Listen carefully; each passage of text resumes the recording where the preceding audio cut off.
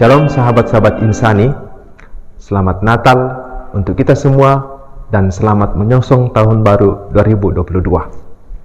Pada hari ini kita akan merenungkan sabda Tuhan dari Injil Matius pasal 2 ayat 13 sampai dengan 18. Mari kita mengawali permenungan ini dengan tanda kemenangan Kristus.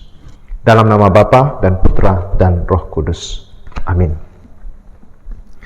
Setelah orang-orang Majus itu berangkat, nampaklah malaikat Tuhan kepada Yusuf dalam mimpi dan berkata, "Bangunlah, ambillah anak itu serta ibunya, larilah ke Mesir dan tinggallah di sana sampai aku berfirman kepadamu, karena Herodes akan mencari anak itu untuk membunuh dia."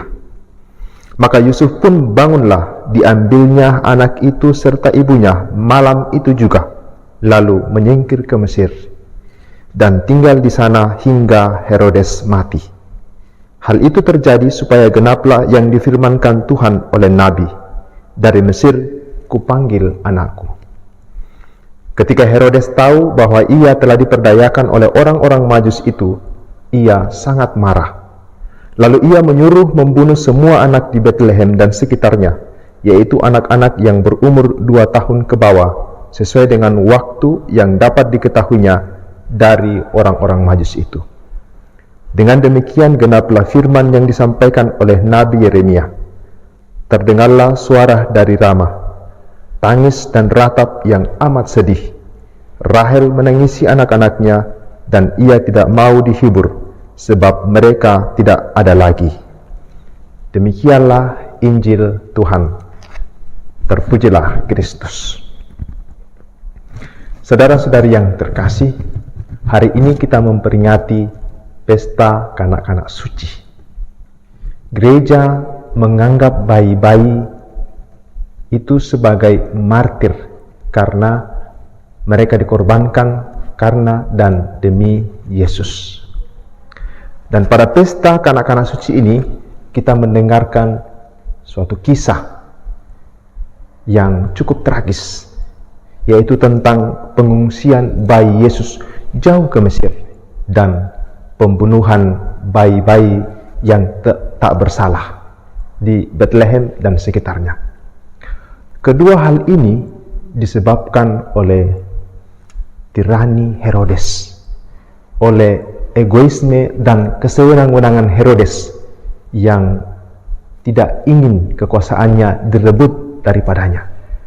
Oleh karena itu, untuk melanggengkan kedudukannya, ia berusaha membunuh bayi Yesus yang dianggapnya sebagai raja yang akan datang. Namun bukan hanya bayi Yesus, tetapi semua bayi yang seumuran dengan Yesus hendak dibunuhnya, satu generasi.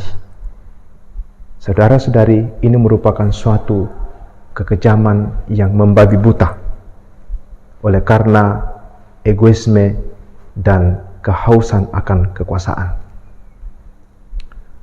Satu hal yang menarik untuk kita renungkan dari peristiwa ini adalah bahwa dari setiap tindakan kesewenang-wenangan atau kekejaman, yang selalu menjadi korban pertama adalah mereka yang kecil, mereka yang lemah, yang tak mampu membela dirinya sendiri. Mereka seperti bayi-bayi yang tak sanggup berucap satu kata pun, yang dibunuh oleh kekejaman Herodes. Saudara-saudari yang terkasih, dalam lingkungan hidup kita, baik itu dalam keluarga, dalam lingkungan kantor, di sekolah, lingkungan sekolah, bahkan mungkin juga dalam lingkungan gereja kita, dan dalam lingkungan masyarakat, masih sangat memungkinkan terjadinya tindakan kesewenang-wenangan atau penindasan. Sebagai contoh konkret yang berkaitan dengan bayi, misalnya masih banyak terjadi praktik aborsi, pembunuhan terhadap bayi-bayi sebelum dilahirkan oleh orang tuanya sendiri atau keluarganya sendiri. Masih banyak anak-anak yang ditelantarkan oleh keluarganya. Masih banyak anak-anak yang disiksa, pelecehan terhadap anak-anak di bawah umur, dan sebagainya. Ini yang terjadi dalam lingkungan hidup kita. Dan saudara-saudari, ini disebabkan oleh mereka yang memiliki egoisme, yang merasa berkuasa atas sesamanya.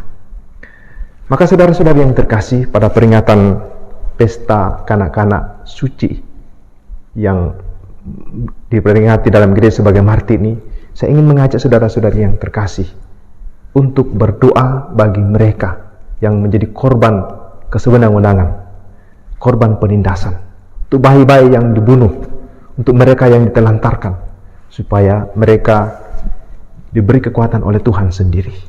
Dan juga kita berdoa bagi lingkungan kita, semoga segala tindakan penindasan, kesewenang-wenangan, kekejaman itu semakin berkurang dari lingkungan hidup kita. Mari kita menjadi agen yang memberi pengaruh yang baik dan positif bagi orang lain.